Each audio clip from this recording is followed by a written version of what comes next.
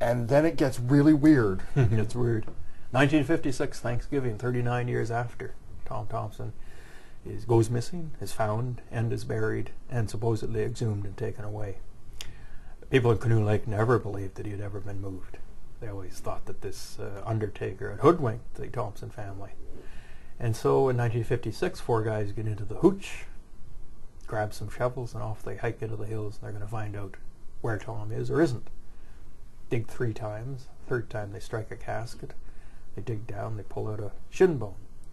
They run off and they get Harry Ebbs, who's a doctor, a medical practitioner who was connected to the Taylor-Staton camps and married into the family. A wonderful man, I knew him, a man of immense integrity. He goes up to see what it is.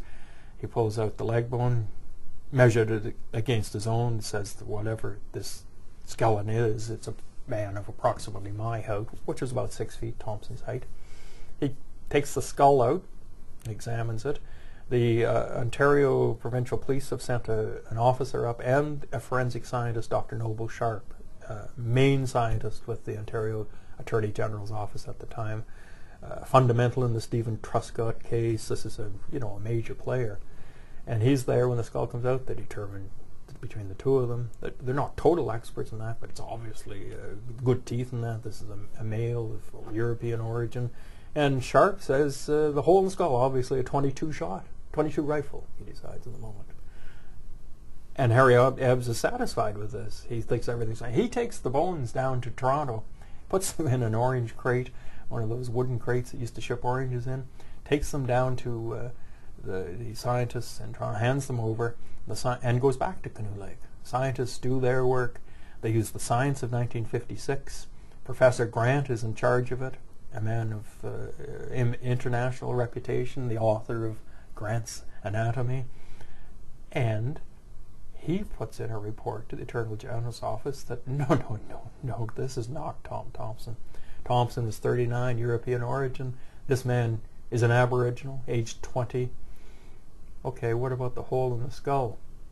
Right where Thomson was hit, left temple.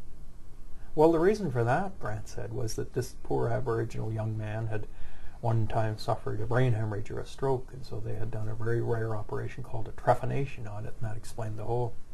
Harry Ebbs hears about this. What is going on here? He left behind papers in an interview which he said must never be revealed until his death. And the family subsequently has given me this information.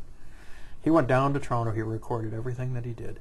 He went down to Toronto. He challenged Grant. Grant wouldn't listen to him. He's shut out. He's frozen out. He's taken into a meeting with the Attorney General of Ontario, Kelso Roberts, and the Deputy Minister of Lands and Forests, Frank McDougall, former Algonquin Park superintendent himself. They say in the meeting that they're going to go with the Grant report. They say they're going to do it because the family doesn't want any more upset, and it's not fair to the poor Thomson family. They seem to have made all these decisions on their own without ever talking to the Thomson family. And as Harry Ebbs wrote, he said, I was told they did it to put an end to the Fuhrer. So they announced that it's an Aboriginal. The Fuhrer does die down, 1956, and now 54 years later we're right back at that skull talking about it. Because Roy MacGregor uses the science of the day, and you send it off to an expert who then sends it off blind to another expert. Through kind of a fluke, I was connected to Dr. Ron Williamson of the University of Toronto, a forensic archaeologist. He has a business in which he's renowned for being... They identify Civil War soldiers that have been dug up. Computer programming that has image resonating, that has analysis from point by point on the structure of the bone. And that he gave it blind to 4 different scientists. The most important one to begin with was Dr. Susan Pfeiffer, who was once head of the graduate studies at the University of Toronto. She's an expert in Aboriginal cemeteries, graveyards, whatever you want to do, and bone structure and that.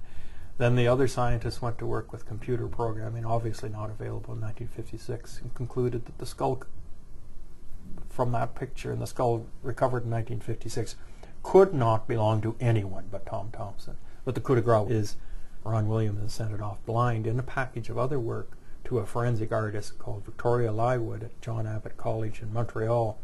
She's an expert at aging, children, you know, when they see if the police will do that. This is what this child abducted at age 3 might look like at 10. She recreates facial features on skulls or badly damaged victims of whatever. She worked for months, and she sent it back, not having a clue who this John Doe, she called him, might be. And when I got the message from Ron Williamson, he said, he had Victoria's report, he said, sit down, pour a drink, take a Valium, and open up this file, and I did. And I was looking at Tom Thomson. I think I know how Tom Thomson was killed. I think I know who killed him, how, and what happened. But may the mystery live on forever. There are 2 mysteries to Tom Thomson. What happened to him? Where is he buried? We solved the one. We know where he's buried. He's still at Canoe Lake. Let the other live forever, because Tom's art is intertwined with this mystery. The mystery feeds off the art feeds off the mystery, and they become together. Tracy Thomson, Tom's great-grandniece, tells me that she never wants to see them separated. She never wants to see the mystery stop. She says her phrase is, let the chatter never end. And I think that, you know, what is it now, 2010? We're talking about Tom Thomson. The book is Northern Light, The Enduring Mystery of Tom Thomson and the Woman Who Loved Him. I've been speaking with the author, Roy MacGregor, and Northern Light is published by Random House of Canada.